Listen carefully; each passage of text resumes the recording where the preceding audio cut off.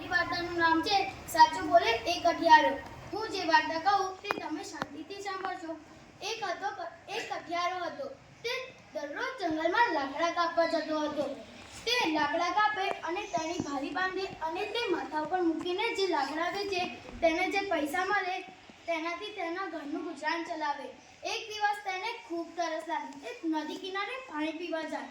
તેને પાણી પીધું અને એક મોટું ઝાડ જોવે છે એટલે એને મનમાં એક વિચાર આવ્યો કે આ ઝાડની એકાદ ડાળી કાપી લઉં તો એમ કહેતા કહેતા તે ઝાડ ઉપર ચડી ગયો અને તે ઝાડની લાકડી કાપવા માંડ્યો। ત્યારે તેની કુહાડી પાણીમાં પડી ગઈ।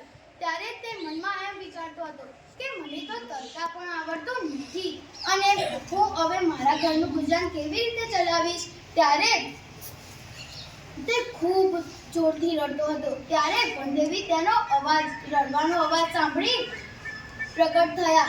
ત્યારે વનદેવીએ કહ્યું, ભાઈ તું આટલું બધું કેમ રડે છે? ત્યારે કઠિયારાએ કીધું કે મારી કુહાડી પાણીમાં પડી ગઈ છે અને મને તરતા પણ આવડતું નથી। તો વનદેવી બોલ્યા કે હું તારી કુહાડી પાણીમાંથી કાઢી આપીશ। ત્યારે વનદેવી ગયા પાણીમાં। ત્યારે તેમને સોનાની કુહાડી લઈને આવ્યા અને કઠિયારા સામે ધરી કે લે આ તારી કુહાડી છે। ત્યારે કઠિયારો વિચાર્યું, અરે આ તો સોનાની કુહાડી।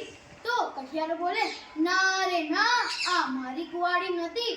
ત્યારે વનદેવી ફરીથી પાણીમાં ગયા અને તેમને ચાંદીની કુહાડી લઈને આવ્યા અને તેમને કઠિયારા સામે ફરીથી ધરી કે આ તારી કુહાડી છે। ત્યારે કઠિયારોએ વિચાર્યું ફરીથી, અરે આ તો ચાંદીની કુહાડી। ત્યારે કઠિયારાએ કીધું, ના રે ના, આ ચાંદીની કુહાડી મારી નથી, મારી તો એક લોખંડની કુહાડી છે।